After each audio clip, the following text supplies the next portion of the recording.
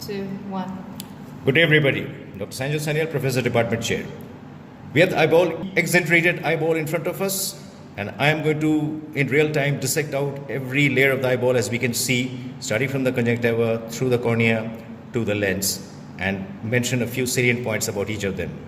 So let's start off with the layer that we see in front of us, that is the conjunctiva.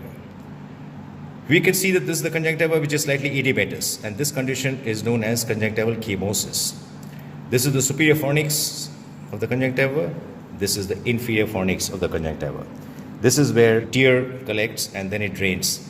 When the tear drains, we can see a curved fold of the conjunctiva. This is known as the plica semilunaris. And we can see a small conjunctival elevation near the medial canthus of the eye. This is known as lacrimal caruncle. Tears temporarily collect in this triangular space on the medial canthus of the eye, and this triangular space is called the lacus lacrimalia, or the lacrimal lake, and after that it drains away.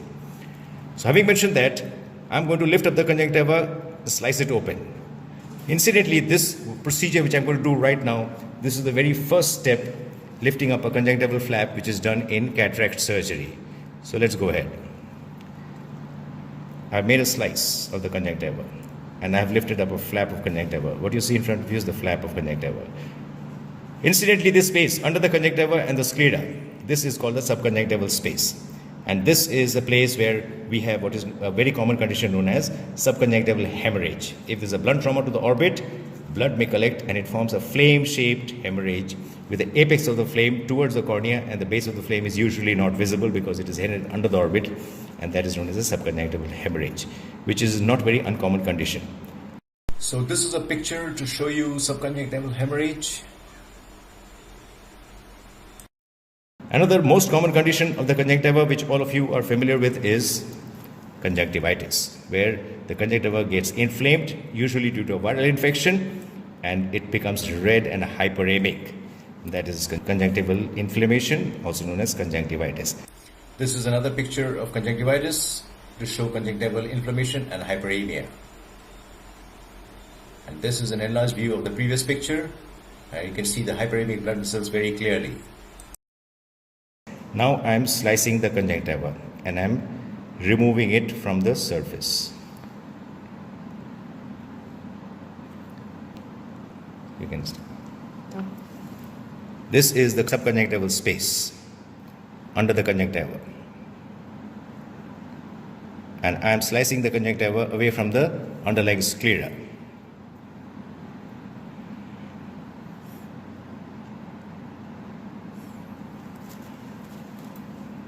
Because I'll keep talking in between. Now we can see the subconjunctival space much more clearly. And my instrument has gone under the subconjunctival space. And I'm slicing it.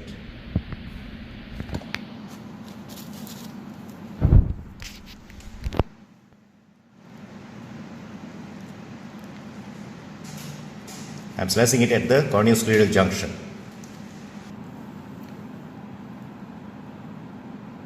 Now I'm slicing the conjunctiva from the superior aspect.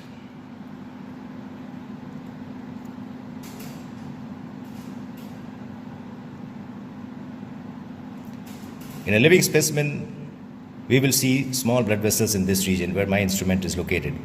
But here, because there's a cadaver, we cannot see anything because they've all been exsanguinated.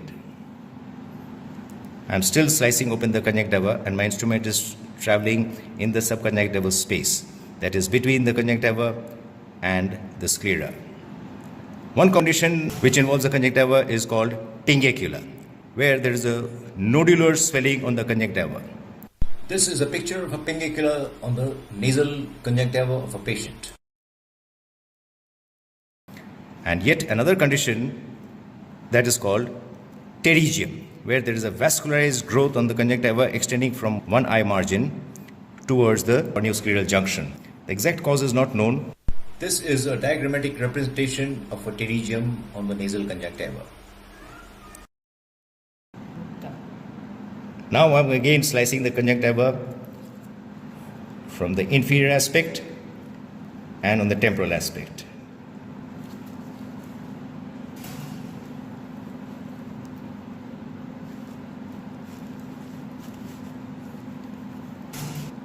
The last bit of the conjunctiva is left, which I'm going to remove. So now I have completely removed the conjunctiva all around the white of the eye. This is the so-called white of the eye is the sclera, and we have completely exposed the sclera all around. My instrument has gone under the conjunctiva. This is the subconjunctival space. It is the space between the conjunctiva and the sclera. I am just separating the conjunctiva from the underlying sclera so that we can see the sclera much more clearly.